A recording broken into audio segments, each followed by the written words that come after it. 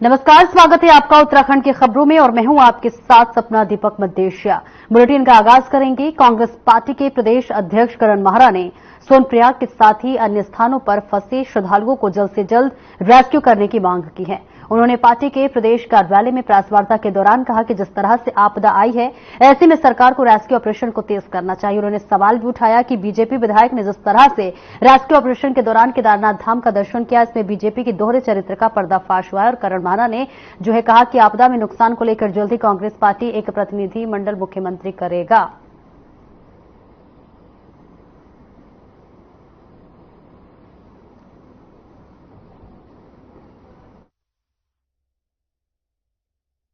देखिए, सरकार ने अनिश्चित काल के लिए यात्रा पर रोक लगाई, तो वो आम जन के लिए नहीं थी, तो सबके लिए थी, हमारे लिए भी थी, भक्तगणों के लिए भी थी, सभी के लिए थी। तो ऐसे में पूर्व मंत्री और विधायकों का वहां जाना निश्चित ही दुर्भाग्यपूर्ण है। चॉपर्स का इस्तेमाल लोगों को रेस्क्यू करने में लगाया जाना चाहिए, ना कि मंत्री और उनके परिवार या पूर्व विधायकों के परिवारों को वहां ले जाने के लिए होना चाहिए था। ये ऐसा समय नहीं था। तो हम बुराई नहीं कर रहे, लेकिन एक स्पष्ट चीज सामने दिखाई दे रही है कि मदन कौशिक जी पहुंच गए, कल वहां सांसद महोदय पहुंच गए, जबकि खुद मुख्यमंत्री जा चुके हैं। मुख्यमंत्री का जाना समझ में आता है, क्योंकि वो समझ के बजट से लेकर हर चीज को एलोकेट करना, क्या करना है, निर्देश देना करते हैं। लेकिन मदन कौशिक जी का जाना, अनिल बलूनी का जाना समझ से परे है। इस घड़ी में चॉपर्स का इस्तेमाल लोगों को रेस्क्यू करने के लिए, बचाने के लिए करना चाहिए।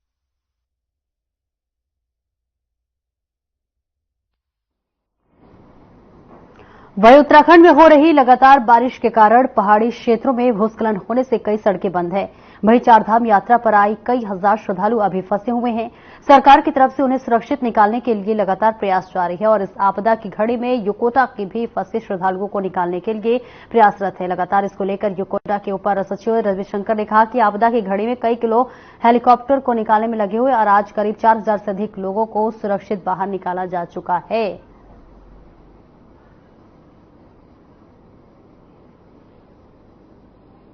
हमारे पास जो पूरा आपदा काल के लिए, मानसून काल के लिए एक हेलीकॉप्टर ऑलरेडी हायर कर रखा है। एक एंटायर वर्ष के लिए, एक साल के लिए एक और हेलीकॉप्टर जो है हायर करके रखा हुआ है। मगर वर्तमान में जो है केदारनाथ एरिया में जो है काफी मात्रा में जो है लोगों फंसने के कारण अभी जो है अतिरिक्त कई सारा हेलीकॉप्टर्स हम लोगों ने हायर कर दिया है। तो अभी तक आज का जो ऑपरेशंस में जो है 6 हेलीकॉप्टर्स उसमें अभी एंगेज्ड हैं और 2 हेलीकॉप्टर्स एयरफोर्स से भी आया है।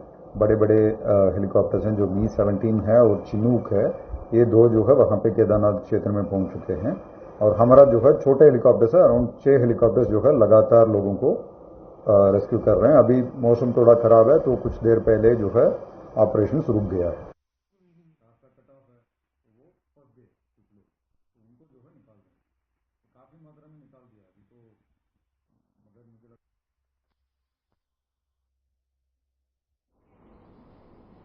वहीं केदारनाथ में आई आपदा में हजारों यात्री फंसे हुए हैं। रेस्क्यू अभियान के दौरान एसडीआरएफ ने अभी तक 5000 से ज्यादा यात्रियों का रेस्क्यू किया है।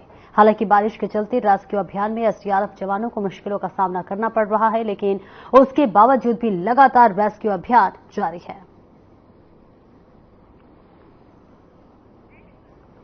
तो देखिए, लगातार केदारनाथ में आपदा की तस्वीरें सामने आ रही है और इस बीच लगातार प्रशासन की तरफ से रेस्क्यू अभियान भी जारी है। बताते चले कि जो भी श्रद्धालु केदारनाथ पहुंचे हुए हैं, उन्हें मुश्किलों का सामना करना पड़ रहा है, क्योंकि वहां पर भूस्खलन जैसी भी तस्वीरें लगातार सामने आ रही है। और अब तक अगर बात कर ले यात्रियों की बचाने की रेस्क्यू की संख्या, तो देखिए 5000 यात्रियों को रेस्क्यू किया जा चुका है और भी फंसे हुए यात्रियों को बचाने के लिए लगातार अभियान जारी है और लगातार प्रशासन की तरफ से काम जारी है। और इस बीच आपको बता दें चले कि लगातार वहां पर खबरें सामने आ रही है कि तमाम जो श्रद्धालु हैं, यात्री हैं, वे फंसे हुए नजर आ रहे हैं और अब तक 5000 से ज्यादा लोगों का रेस्क्यू किया जा चुका है।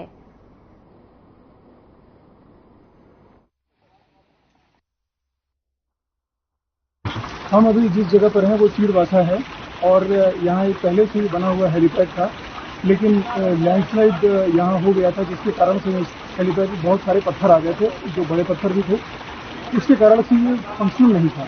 आज हम अपनी टीम के साथ, एसडीआरएफ के 8 जवानों के साथ भीमबली पर उतरे भीमबली से यहाँ हम पहुंचे, ये करीब 2.5 किलोमीटर का रास्ता है और यहाँ के हेलीपैड को हमने क्लीन किया, इसके जितने बड़े पत्थर थे सब बाहर किए इससे, और हेलीपैड को हमने जो यहाँ टूरिस्ट फंसे हुए हैं उनको वापस सुरक्षित स्थान पर ले जाने के योग्य बना दिया और यहाँ से अभी हेलीपैड की सॉर्टिंग शुरू हो गई है और रेस्क्यू कार्य प्रारंभ हो गया।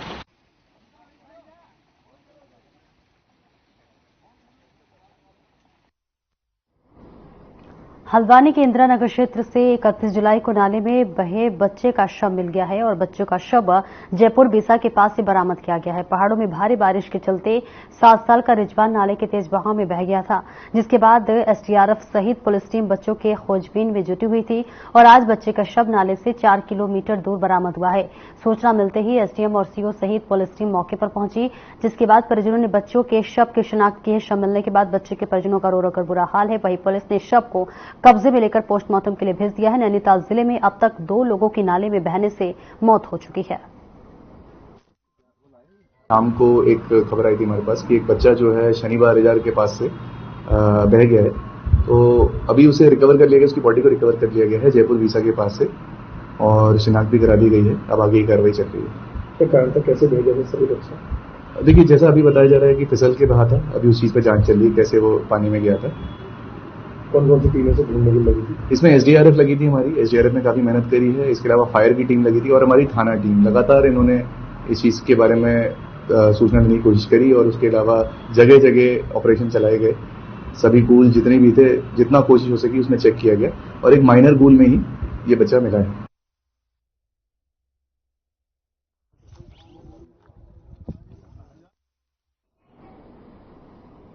उत्तराखंड के कुमाऊं मंडल से जुड़े आर्म्स डीलरों की बैठक में सर्वसम्मति से संगठन का गठन किया गया।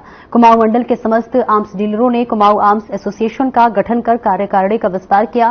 बैठक में आर्म्स डीलरों ने व्यापार को लेकर आ रही दिक्कतों को लेकर विस्तार से चर्चा की और इस दौरान किच्छा निवासी आर्म्स डीलर जितेंद्र सिंह संधू को कुमाऊं मंडल का अध्यक्ष चुना गया।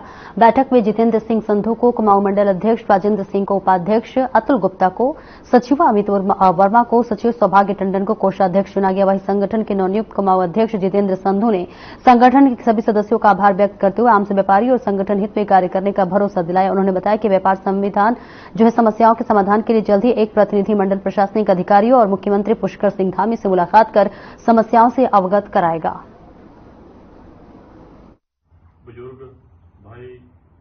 हमारी मीटिंग हुई, पूरे कुमाऊं मंडल की आर्म्स एसोसिएशन के बारे में मीटिंग हुई और सारे जितने डीलर्स थे कुमाऊं मंडल के आर्म्स डीलर सब इकट्ठे हुए, सबकी सहमति से कल मीटिंग हुई। मीटिंग होने के बाद हमने एक एसोसिएशन का गठन किया, जो कि काफी समय से एसोसिएशन का गठन नहीं हुआ था। वो कल एसोसिएशन का सबकी सहमति से गठन हुआ है और उस मीटिंग में सभी ने सर्वसम्मति से मुझे कुमाऊं मंडल का आर्म्स एसोसिएशन का अध्यक्ष चुना है।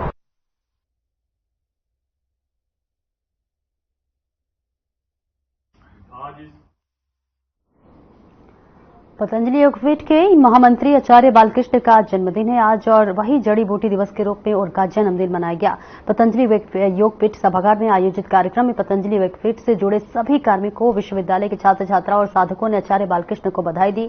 आचार्य बालकृष्ण ने कहा कि जन्मदिन के अवसर पर हम साल भर से अनुसंधानों की रिपोर्ट पेश करते और साथ ही ब्लड डोनेशन कैंप को वृक्षारोपण भी किया जाता है।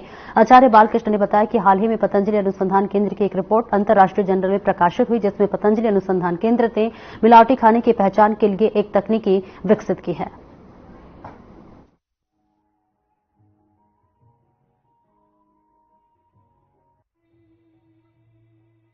काफी कम फाइनल स्टेज पर है, लास्ट ट्रायल के लेवल पर चल रहा है, वो बहुत जल्दी आ जाएगा। कितना फायदा है? टेस्टिंग लैब है जिनका बड़ा अभाव है, तो उसके बाद बड़ा हाँ, ये फुल टेस्टिंग लैब के लिए भी नहीं, ये इंडिविजुअल लेवल पर, यदि अपने घर में किचन में भी जैसे हम लोगों ने इसमें शहद, दूध, तेल, घी, इस तरह के पदार्थों का भी एक स्ट्रिप से आप मैक्सिमम जो अडल्टेशन है उसको मैपिंग कर सकेंगे। तो सब्जियां हैं, दालें हैं, अन्न है, उन सब का ये एक क्रांतिकारी काम है।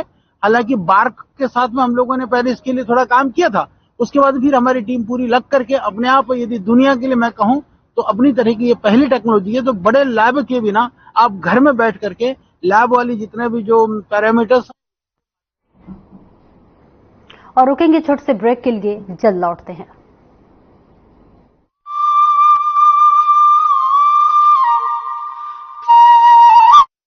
ये बताऊ माँ, ये भी तो रेवाड़ी है। पता न माँ, अभी तो अम्बाड़ा में कोई काम से है। माँ सारे हरियाणा में गाड़ी न तोड़ तक में जा सा नॉन स्टॉप। लो आ गया।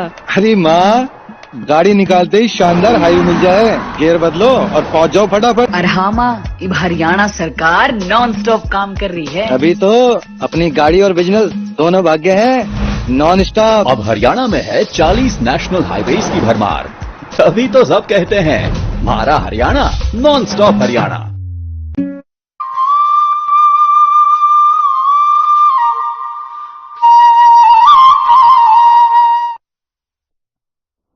और ब्रेक के बाद एक बार फिर से स्वागत है आपका। बढ़ते हैं खबरों की ओर। मुख्यमंत्री पुष्कर सिंह धामी ने रामनगर पहुंचकर अखिल भारतीय विद्यार्थी परिषद कुमायूं विश्वविद्यालय नैनीताल के कार्यक्रम सर्वोदय 2024 में बतौर मुख्य अतिथि के तौर पर शिरकत की। इस दौरान मुख्यमंत्री अखिल भारतीय विद्यार्थी परिषद नैनीताल के संगठन को लेकर कहा कि एबीवीपी दुनिया का सबसे बड़ा छात्र संगठन है जो शिक्षकों के साथ मिलकर छात्रों के सर्वांगीण विकास के लिए कार्य करता है। साथ ही उन्होंने कहा कि युवा देश का भविष्य है, आने वाला दशक उत्तराखंड का होगा। इसको लेकर राज्य और केंद्र सरकार लगातार इस दिशा में काम कर रही है। और साथ ही आज प्रदेश सरकार ने बेरोजगारों और उत्तराखंड के लोगों के हित के लिए कई ऐतिहासिक फैसले लिए हैं, जिसमें नकल विहीन कानून के साथ ही समान नागरिकता संहिता मुख्य रूप से शामिल है। बता दें, रामनगर पहुंचने पर पुष्कर सिंह धामी ने 11 घोषणाएं की। उन्होंने रामनगर विधायक दीवान सिंह बिष्ट द्वारा रामनगर क्षेत्र की समस्याओं के लिए दिए गए ज्ञापन पर मुख्य रूप से कई मांगों पर सहमति जताई।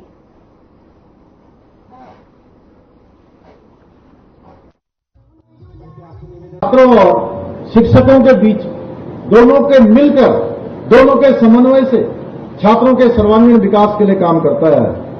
मेरे युवा साथियों, हमें इस शक्ति को नए भारत के निर्माण में लगाना है। नए भारत के निर्माण में हमें अपना योगदान देना है। आज हमारे प्रधानमंत्री जी के नेतृत्व में, कुशल मार्गदर्शन में, आज जहां एक और युवा भारत के हर क्षेत्र में आज आगे आ रहा है, संपूर्ण विश्व का नेतृत्व आज भारत कर रहा है। करना चाहूंगा पीयूष जोशी व हेमंत रावत जी से, माननीय मुख्यमंत्री जी को वहीं मुख्यमंत्री पुष्कर सिंह धामी ने उत्तराखंड के लोकपर्व हरेला के उपलक्ष्य में आयोजित वृक्षारोपण कार्यक्रम में प्रतिभाग किया और इस अवसर पर उन्होंने पौधारोपण कर लोगों से पौधा लगाने की अपील भी की और इसी के साथ पर्यावरण संरक्षण का संदेश दिया। मुख्यमंत्री पुष्कर सिंह धामी ने कहा कि उत्तराखंड के साथ ही पूरे देश में हरेला पर्व मनाया जा रहा है। सनातन संस्कृति में प्रकृति को मां के रूप में पूजे जाने की परंपरा है। साथ ही उन्होंने कहा कि हमारी धरोहर और प्रकृति का संरक्षण बेहद जरूरी है।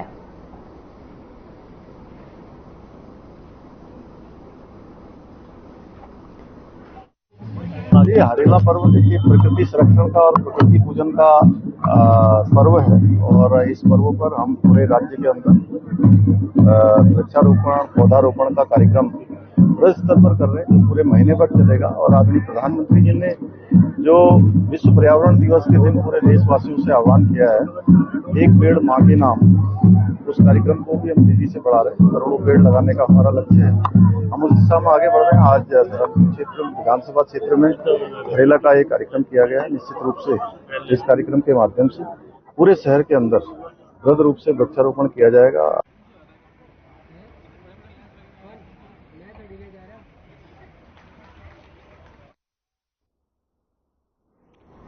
सीएम पुष्कर सिंह धामी ने मुख्यमंत्री आवास में उच्च स्तरीय बैठक के दौरान अधिकारियों को निर्देश दिए कि शासन के वरिष्ठ अधिकारी भारी बारिश से प्रभावित क्षेत्रों में राहत एवं बचाव कार्यों का निरंतर निरीक्षण करते रहें और इसी के साथ तमाम सुझाव भी दिए। तमाम लोगों को होने वाली परेशानियों से बचाने के लिए कई प्रकार के सुझाव दिए।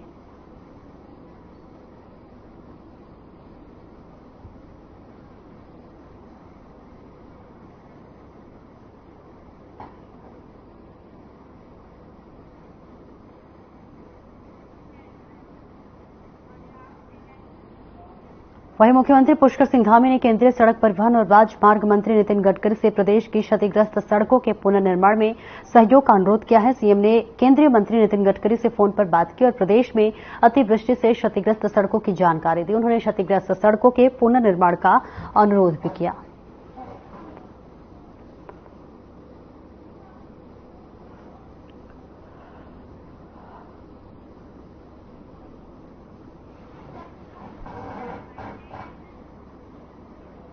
उत्तराखंड के मानसून सत्र को लेकर सरकार अपनी तैयारी में जुट गई है और विधानसभा का मानसून सत्र इस बार 21 अगस्त से लेकर 23 अगस्त तक चलेगा, जो कि विधानसभा सत्र इस बार गैरसैंण के भराड़ीसैंण में कराया जाएगा। वहीं विपक्ष भी सरकार को घेरने के मूड में लग रहा है, क्योंकि विपक्ष के नेता प्रतिपक्ष यशपाल आर्य ने सरकार को घेरने की रणनीति शुरू कर दी है।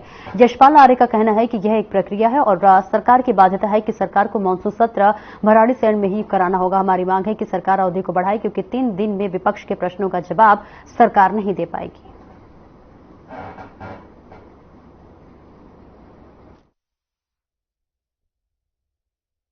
देखिए, ये बाध्यता है सरकार की कि सदन 6 माह में आहूत हो, और एक औपचारिकता है, रस्म अदायगी भर है। बहुत ही महत्वपूर्ण प्रश्न हमारे माननीय विधायकों के द्वारा लगाए गए हैं, लगभग 500 से ज्यादा प्रश्न, और बड़े सवाल भी हैं। आपदा ही बहुत बड़ा मुद्दा है।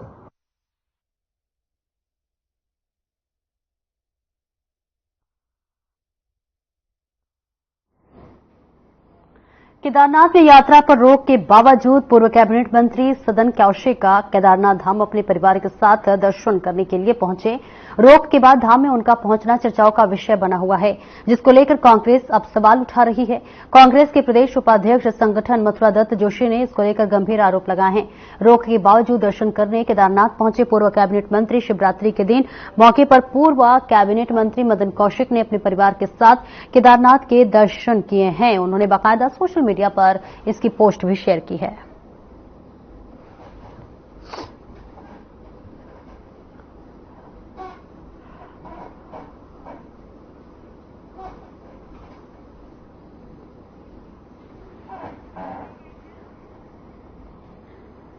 केदारनाथ धाम में हालात को देखते हुए कांग्रेस ने अपनी यात्रा स्थगित कर दी है।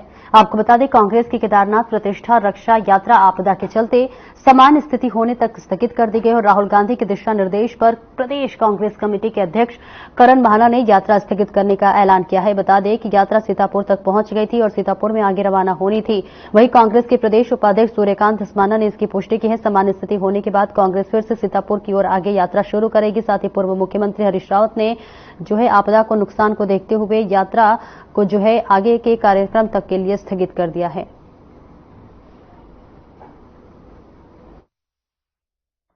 बुखार स्थगित करने का मुख्य कारण ये है कि केदारनाथ धाम जाने के लिए एक तो जगह जगह पर रास्ता टूटा हुआ है। इस समय वहां पर राहत और बचाव कार्य चल रहा है। पार्टी ने यह तय किया है कि वहां के राहत और बचाव कार्य प्रभावित न हो, और हमारे सर्वोच्च नेता आदरणीय राहुल जी ने भी कहा है कि कांग्रेस के कार्यकर्ता राहत और बचाव कार्य में जुटे, यात्रा फिर हो जाएगी। तो इसलिए हमने ये यात्रा स्थगित की है, और जैसे ही यात्रा मार्ग सुचारू रूप हो जाएगा,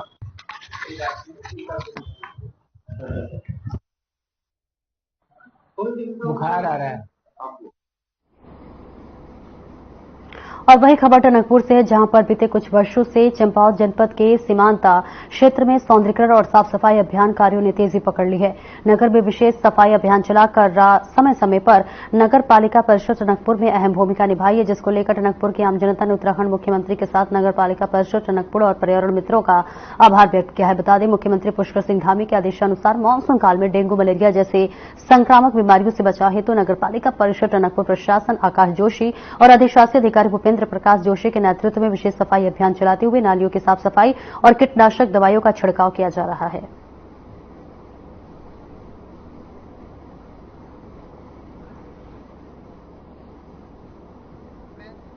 हृदय दिल से आभार व्यक्त करता हूं हमारे जिला चंपावत जिला के विधायक और उत्तराखंड मुख्यमंत्री के सफल प्रयासों द्वारा चंपावत जिला एक मॉडल जिला बनने जा रहा है। इसी क्रम में टनकपुर नगर पालिका परिषद के जो ईओ साहब भूपेंद्र जोशी जी हैं, इन्होंने इसमें कई अच्छी भूमिका निभाई है, और भूपेंद्र प्रकाश जोशी जी ने कई अच्छी भूमिका निभाई है, और अन्य अधिकारियों के साथ उन्होंने मिलकर के नेतृत्व में सौंदर्यीकरण को बहुत तेजी से बहुत तेजी से विकास किया है। जैसे हर वार्ड में इंटरलॉक टाइल्स लगवाई, नाली साफ सफाई करवाना, कीटनाशक दवाई छिड़काव कराना। इवन अगर कोई आपदा भी आई है तो उस वक्त में मौजूदा पब्लिक के सामने मौजूद रहना। जैसा कि इस समय देखा जा रहा है, उत्तराखंड के मुख्यमंत्री पुष्कर सिंह धामी जी, उन्होंने शहर की इतना अच्छा व्यवस्थित कर रखा है, इतना सौंदर्यीकरण कर दिया है। पार्कों में नाली निर्माण और टाइल्सें और जगह जगह बैठने के लोगों के लिए सीट लगवा दी गई हैं। उन्होंने बहुत कुछ करा है। इसके साथ ही जो टनकपुर की हमारी नगर पालिका है, उसमें जितने भी कर्मचारीगण हैं और अधिशासी अधिकारी जी हैं, जितने लोग हैं, उनका सबका मैं आभार व्यक्त करता हूं। उन्होंने इस काम में बहुत अच्छा करा है।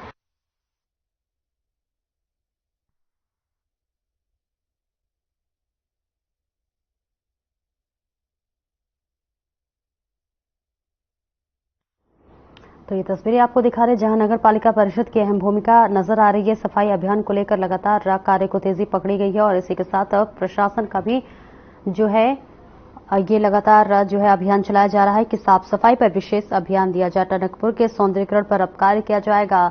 मुख्यमंत्री पुष्कर सिंह धामी ने भी कहा है कि जो है क्षेत्र को सौंदर्यपूर्ण बनाने की अपील भी की है। देखिए, सफाई अभियान का जो कार्य है वो लगातार जो है होता हुआ नजर आ रहा है।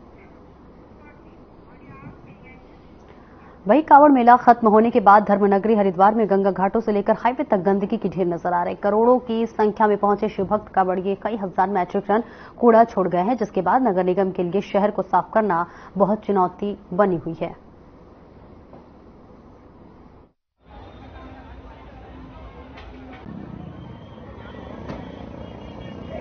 3 पारियों में कावड़ मेले के दौरान सफाई लगातार कराई गई है और कावड़ मेले के दौरान जो कूड़े का उठान हुआ है वो 6000 मैट्रिक टन से ज़्यादा कूड़ा जो है उठाया गया है नगर निगम द्वारा। देखिए, लगभग 170 ऐसे टॉयलेट्स हैं जो परमानेंट टॉयलेट्स हैं। इनमें से कुछ टॉयलेट्स ऐसे हैं जो थोड़े जीर्ण शीर्ण हैं, उनके रिपेयर के लिए हम प्रपोजल्स बना रहे हैं। इसके अतिरिक्त कावड़ मेले के लोड वहीं दिल्ली के ओल्ड राजेंद्र नगर के राव आईएएस कोचिंग सेंटर के बेसमेंट में भारी बारिश के चलते पानी भरने से यूपीएससी के 3 छात्रों की मौत की घटना के बाद कोटद्वार का स्थानीय प्रशासन भी अलर्ट हो गया है। कोटद्वार के सीएम सोहनलाल सैनी ने अपनी टीम के साथ कोटद्वार के 1 दर्जन कोचिंग सेंटरों पर छापेमारी कर वहां की व्यवस्थाओं का जायजा लिया। सर, जो मेन खामी मिली है वो लक्ष्य जो कोचिंग सेंटर चला रहे थे, क्योंकि वो बेसमेंट में उसको संचालित कर रहे थे, जबकि बेसमेंट में कोई भी कोचिंग इंस्टीट्यूट चलाना सही नहीं है और बेसमेंट में केवल जो है या तो पार्किंग और या तो फिर कोई स्टोर बनाया जा सकता है और उसको वो संचालित किया, उसको तत्काल प्रभाव से जो है सील कर दिया गया है। साथ ही उसमें कोई वेंटिलेशन भी नहीं था, उसमें जो है कोई खिड़की नहीं है और उसमें पानी भरने की भी संभावना थी, तो इसीलिए उसको जो है सील किया गया है।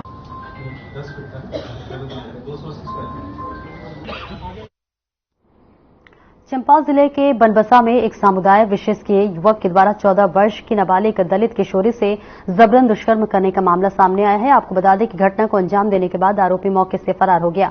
मामले की जानकारी मिलने के बाद परिजन बनबसा थाने में तहरीर दी है और मामला 2 समुदायों के होने की वजह से पुलिस तत्काल हरकत में आई और पुलिस ने तत्काल तत्परता दिखाते हुए आरोपी को जो है गिरफ्तार कर लिया है। हमारे पास तहरीर आई कि एक बालिका जो है नाबालिग यहाँ कैनाल जो हमारी चौकी है बेल बंद कोर्ट पर, उसमें एक दूसरे समुदाय के लड़के द्वारा बलात्कार किया गया था और जिसमें पुलिस द्वारा तुरंत कार्रवाई करते हुए उसकी गिरफ्तारी की गई और उसमें माननीय न्यायालय में प्रेषित किया जा रहा है और सभी लोगों से ये निवेदन है कि आपसी सौहार्द बनाए रखें और जो अभियुक्त है उसको कड़ी से कड़ी सजा दिलाई। हरिद्वार देहरादून बाईपास मार्ग स्थित छिद्दरवाला की सोंक नदी में मगरमच्छ देखा गया। मगरमच्छ पानी से निकलकर झाड़ियों के किनारे भी आ गया। लोगों ने ये नजारा देखा तो वे डर गए। काफी देर तक मगरमच्छ में हरकत दिखाई नहीं दी, जिससे लोग उसके करीब पहुंचे, लेकिन किसी व्यक्ति ने मगरमच्छ पर पत्थर मारा तो वह अचानक नदी में चला गया। मगरमच्छ दिखाई देने की सूचना से लोगों में डर देखा जा रहा है और इसके वीडियो भी लगातार सोशल मीडिया पर वायरल हो रहा है। और फिलहाल इस बुलेटिन में इतना ही। खबरों का सिलसिला आगे भी जारी रहेगा। नमस्कार।